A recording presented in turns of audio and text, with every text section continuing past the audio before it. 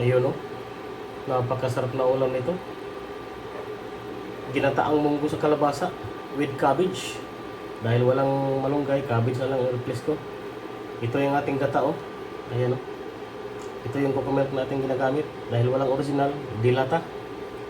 Ayan, dilatang gata ang ating ginagamit nito. Napakasarap naman. O, diba? Oh. Yun, oh. Kumukulo na. Napakasarap nito. Sarap nito kung may tuyo, bagoong, sus, malunggay, ay sus, Diyos ko po, no? Grabe, ayan, no? Kitang-kita yung ng mga gulay, no? Nagme-mix talaga sa init. Ayan. Pero ito yung gata natin, no? Ayan, di ba? Coco milk. Masarap din talaga pagka yung original, yung tayo ang nagkakayot. Kaso wala dito sa Pulan. Diba?